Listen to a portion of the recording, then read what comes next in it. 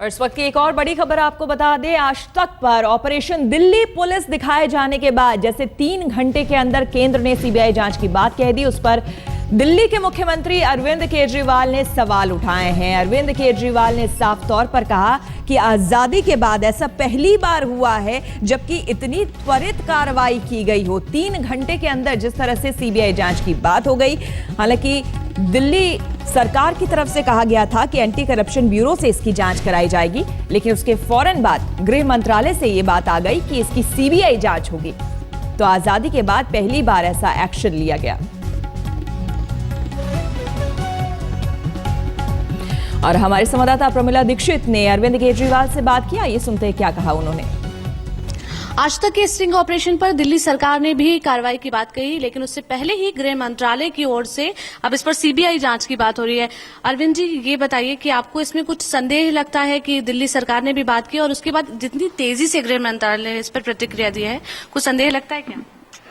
देखिए, जिस तरह से कल टीवी चैनल पे पुलिस वालों को खुलेआम पैसे लेते देखा, वो उसी की तरफ इशारा करता है जो हम बार बार कहते रहे। मुझे धरने पे भी बैठना पड़ा कि पूरी की पूरी दिल्ली पुलिस आज दिल्ली में केवल पैसे बटोरने और जनता से पैसे इकट्ठे करने की एक मशीन बन गई है।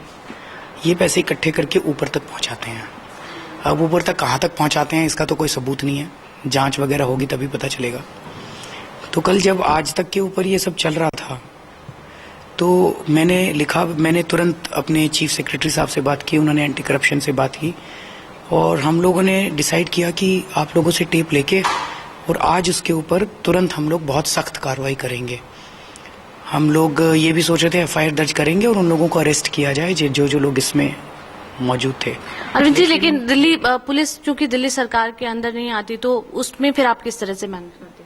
वो तो आपका चैनल ही बता रहा था कि एंटी करप्शन ब्रांच जो है हमारी दिल्ली सरकार की, उसको पावर है दिल्ली पुलिस के भ्रष्टाचार को भी चेक करने की।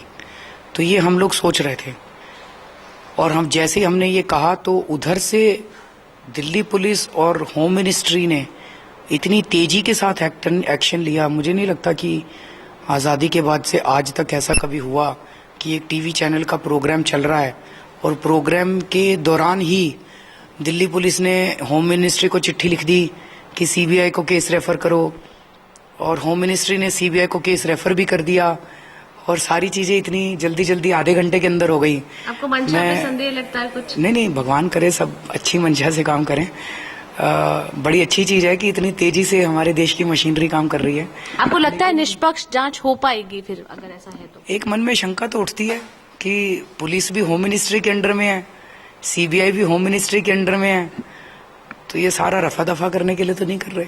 पर हम कॉम्पिटिटिव पॉलिटिक्स के अंदर नहीं है और अगर सीबीआई कर रही है तो सीबीआई जांच करे।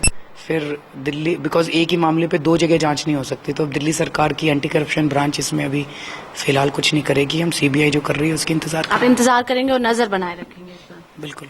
शुक्रिया हमसे बात करने के लिए। तो अरविंद जी की मुस्कान ही काफी कुछ कहने को काफी है कि उनको इस बात को लेकर संदेह है, लेकिन हाँ, ये उम्मीद जरूर बनाए रखते हैं कि ऐसा ही हो कि इस जांच जो है वो निष्पक्ष हो और नतीजा भी साफ निकले। कैमरा पर्सन रविकांत के साथ प्रमिला दीक्षित, दिल्ली आज तक।